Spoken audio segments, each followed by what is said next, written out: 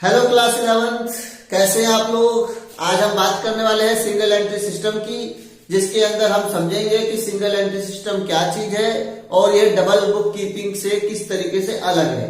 हम इसके अंदर ये भी जानेंगे कि सिंगल एंट्री सिस्टम के अंदर हम किस तरीके से अकाउंटिंग ट्रीटमेंट्स करते हैं और इसके अंदर हम क्या क्या अकाउंट्स बनाते हैं। तो चलो आज हम करते हैं स्टार्ट अपना नया चैप्टर जिसका नाम है सिंगल एंट्री सिस्टम।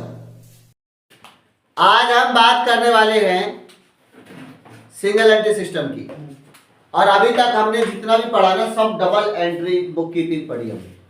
अब बात करते हैं कि डबल एंट्री बुक कीपिंग में और सिंगल एंट्री सिस्टम में डिफरेंस क्या है। बच्चों, जो साइंटिफिक तरीका है ना अकाउंट्स को मेंटेन करने का, वो तो डबल बुक कीपिंग ही है, जिसमें कि आप लोग क्या करते हो, सबसे पहले जर्नल एंट्रीज पोस्ट करते हो। जर्नल एंट्रीज बनाने के बाद लेजर अकाउंट्स बनाते हो। लेजर अकाउंट्स बनाते हो, फिर आप लोग कुछ बुक्स भी बनाते हो, जैसे कि कैश बुक बनाते हो, अदर सब्सिडरी बुक्स बनाते हो। उसके बाद आप लोग ट्रायल बैलेंस बनाते हो। जो ट्रायल बैलेंस होता है वो मैथमेटिकल एक्यूरेसी चेक करने के लिए होता है कि जितने मैंने लेजर्स अकाउंट्स बनाए थे वो सारे के सारे सही थे या नहीं, उसमें कहीं कुछ कैलकुलेशन में मिस्टेक तो नहीं हुई थी। और जब आप लोग ट्रायल बैलेंस बना लेते हो तो ट्रायल बैलेंस की हेल्प से आप 3 अकाउंट्स बनाते हो, जिसे हम कहते हैं फाइनल अकाउंट्स। क्या कहते हैं उन्हें? Final accounts. वो कौन कौन से हैं? ट्रेडिंग अकाउंट, और बैलेंस शीट। Balance sheet. ये सारा का सारा जो प्रोसीजर है ना, यही है डबल एंट्री बुक कीपिंग। इसमें आप हर एक एंट्री को 2 बार लिखते हो, एक बार डेबिट करते हो, एक बार क्रेडिट करते हो। आप ये मान कर चलते हो कि कोई भी चीज ना विदाउट कंसिडरेशन नहीं होती है। अगर आप फर्नीचर अगर फर्म में ले रहे हो तो उसके बदले आप जरूर कुछ ना कुछ पे कर रहे हो, या तो कैश दे रहे हो या कैश के अलावा कुछ और उसको दे रहे हो, लेकिन कुछ चीज आ रही है तो कुछ चीज जा रही है। ऐसा हम डबल बुक कीपिंग में हमेशा करते हैं। लेकिन जो छोटी छोटी सी फर्म होती है, जो छोटी छोटी सी कंपनियां होती है, वो ना डबल बुक कीपिंग का कॉस्ट नहीं झेल पाती, क्योंकि अगर वो सारा खर्चा अकाउंटिंग में ही करने लगेंगी तो और कामों के लिए उनके पास फंड ही नहीं बचेगा, तो वो लोग इतना ज्यादा मेंटेन नहीं करते।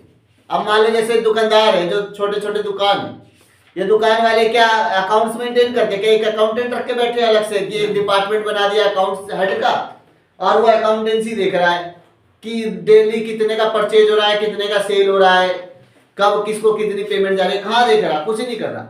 वो खाली एक किताब देता है, उसमें एक उधारी खाता बना देता है कि आज किस किसी ने उधार लिया और आज किस किसी ने क्या कर दी, पेमेंट कर दी। यानी वो जिस एंट्री जिस बुक कीपिंग को कर रहा है उसे हम कहते हैं सिंगल एंट्री बुक सिस्टम। उसके अंदर हमें जरूरी नहीं कि हम सारी एंट्रीज को 2-2 बार लिखेंगे कि एक डेबिट एक क्रेडिट, एक डेबिट एक क्रेडिट। वो कुछ एंट्रीज को तो डेबिट क्रेडिट दोनों करेगा, कुछ एंट्रीज को या तो डेबिट या तो फिर क्रेडिट ही करेगा, और कुछ तो ऐसी भी एंट्रीज हुआ करेगा जो वो लिखेगा भी नहीं, कहेगा कोई बात नहीं। यानी वो इस तरीके से जब अकाउंट्स बनाता है तो उसे हम क्या कहते हैं? Single entry system. Single entry system में कभी भी ट्रायल बैलेंस नहीं बनाते। क्यों? क्योंकि इसमें आप एक्यूरेसी चेक नहीं कर पाओगे। एक्यूरेसी चेक ही नहीं हो पाएगी सिंगल एंट्री सिस्टम में। क्यों नहीं हो पाएगी? क्योंकि एक्यूरेसी चेक तो तभी होती है ना जब आपने सारी चीजें डेबिट क्रेडिट किया होता। यहाँ आप कुछ एंट्रीज को लिख रहे हो, कुछ एंट्रीज को नहीं लिख रहे हो, और कुछ एंट्रीज को लिख भी रहे हो तो वन साइड लिख रहे हो, वन साइड नहीं लिख रहे हो, ऐसे कर रहे हो ना। इसीलिए सिंगल एंट्री सिस्टम जो है वो डबल बुक कीपिंग से बिल्कुल अलग है। ये साइंटिफिक मेथड नहीं होता, इसको एक नाम और दिया जाता है। क्या है? बुक्स ऑफ इनकम्प्लीट रिकॉर्ड्स कह सकते हो या अकाउंट कह सकते हो। क्यों? क्योंकि ये इसमें इनकम्प्लीट रिकॉर्ड्स है, इसमें पूरे के पूरे कंप्लीट इंफॉर्मेशन गिवन नहीं है। ये तो छोटे मोटे जो फर्म हो गई, छोटे मोटे दुकानदार हो गए, वो लोग एंट्रीज कर रहे हैं, और इनका मेन फोकस होता है पर्सनल अकाउंट और कैश अकाउंट में। बस पर्सनल अकाउंट और कैश अकाउंट, इन्हीं 2 को लेकर ये मेंटेन करते हैं और ये अपने जो है अकाउंट्स को बनाते हैं। तो हमारे सिलेबस में जो क्वेश्चंस हैं उन क्वेश्चंस में हमें 3 चीजें बनानी होगी। एक बनानी होगी स्टेटमेंट ऑफ अफेयर ओपनिंग वाली, यानी ओपनिंग स्टेटमेंट ऑफ अफेयर बनानी होगी हमें। क्या बनानी होगी? साल के स्टार्टिंग में हमें बनाना होगा कि जो पिछला साल खत्म हुआ उसका स्टेटमेंट ऑफ अफेयर कैसा है। दूसरी बनानी होगी हमें क्लोजिंग स्टेटमेंट ऑफ अफेयर। क्या बनानी होगी? क्लोजिंग स्टेटमेंट ऑफ अफेयर, यानी साल के एंड में हमारा स्टेटमेंट ऑफ अफेयर्स कैसा है। अब ये स्टेटमेंट ऑफ अफेयर्स देखने में ना बिल्कुल बिल्कुल बैलेंस शीट जैसा ही दिखेगा। बैलेंस शीट में क्या होता है पता है ना, एक तरफ एसेट्स होता है, एक तरफ लायबिलिटीज होता है, वैसा ही होगा बिल्कुल। और लास्ट में बनेगा statement of profit and loss account, जिसके अंदर आप ये कैलकुलेट करोगे कि आपको टोटल प्रॉफिट इस साल कितना हुआ। तो सबसे पहले हम बात करते हैं कि इनका फॉर्मेट देख लेते हैं, स्टेटमेंट ऑफ अफेयर्स और पीएनएल अकाउंट का फॉर्मेट कैसा होगा। ठीक है, तो सबसे पहले हम बात करते हैं statement of affairs as on 1 April, ठीक है, जोन सब यही है। इसे कैसे बनाओगे आप लोग? बिल्कुल वैसे ही बनाओगे जैसे कि नॉर्मल बैलेंस शीट बनाते हो आप लोग। ठीक है, कैसे करते हो? तो इधर आप लोग लिखते हो assets amount, liability amount, liabilities amount. ठीक है, एक और स्टेटमेंट ऑफ अफेयर बनेगा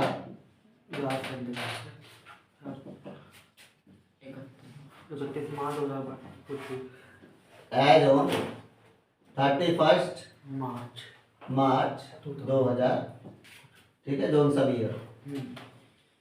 और इसमें भी सेम ऐसे ही, यहाँ पर एसेट्स अमाउंट और अमाउंट, लायबिलिटीज अमाउंट। कोई डाउट? No sir. अब रही बात कि सर दोनों में फिर डिफरेंस क्या है, तो बच्चों ये तो पिछली साल का स्टेटमेंट ऑफ अफेयर है, और जो भी पिछले साल का स्टेटमेंट ऑफ अफेयर होगा उसमें आपको किसी भी तरह के एडजस्टमेंट करने की जरूरत नहीं है।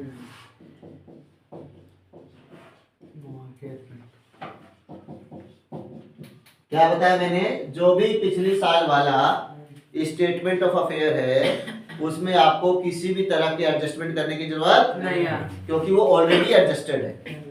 लेकिन जो इस साल का स्टेटमेंट ऑफ अफेयर है इसमें आपको सारे एडजस्टमेंट्स करने होंगे, यानी इसमें हम क्या कह सकते हैं, डू ऑल एडजस्टमेंट्स।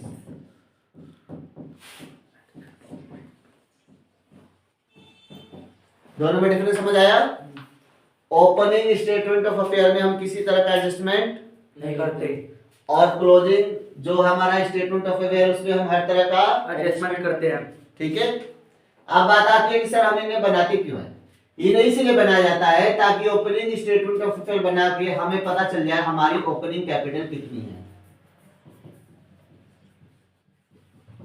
यानी ओपनिंग कैपिटल को फाइंड करने के लिए हम इसे बनाते हैं। ठीक है, और इसे क्यों बनाते हैं? क्या पता लगाने के लिए? Closing capital. Closing capital. तो इस तरीके से हम ओपनिंग स्टेटमेंट ऑफ अफेयर से ओपनिंग कैपिटल पता लगा लेते हैं और क्लोजिंग स्टेटमेंट ऑफ अफेयर से क्लोजिंग कैपिटल पता लगा लेते हैं। ठीक है, इसके बाद एक और अकाउंट बनता है, सबसे लास्ट अकाउंट, क्या उसका नाम? Statement of affair, statement of profit and loss account. क्या है? Statement of profit and loss account. ठीक है, बनाया उसे? स्टेटमेंट ऑफ पीएनएल अकाउंट,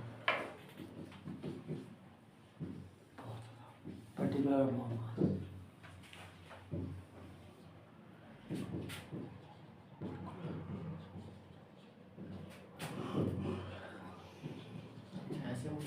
तो ये जो हमारा स्टेटमेंट ऑफ पीएनएल अकाउंट होगा इसके अंदर यहाँ पर्टिकुलर्स होंगे और यहाँ अमाउंट होगा।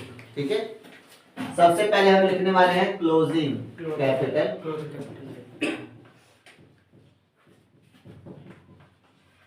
और जो भी क्लोजिंग कैपिटल होगी उसे हम लिख देंगे।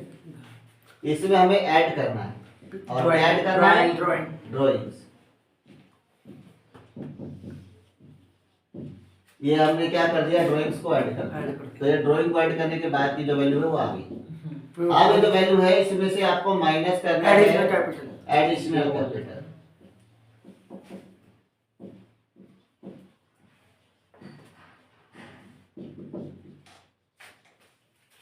ये आपने एडिशनल कैपिटल भी क्या कर दी, माइनस कर दी। Sorry minus.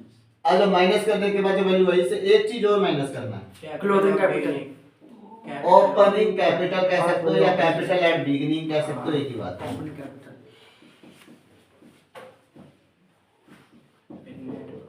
ये क्लोजिंग कैपिटल हमने कहां से निकाला था, क्लोजिंग स्टेटमेंट ऑफ अफेयर से। और ओपनिंग कैपिटल हमने कहां से निकाला था, ओपनिंग स्टेटमेंट ऑफ अफेयर से।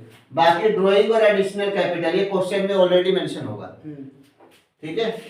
तो इसको हमने इसमें से माइनस कर दिया। अब माइनस करके जो आपके पास ये जो आती है ना वैल्यू, इसी आप कहोगे net profit during the year. क्या कहोगे इससे, net profit during the year.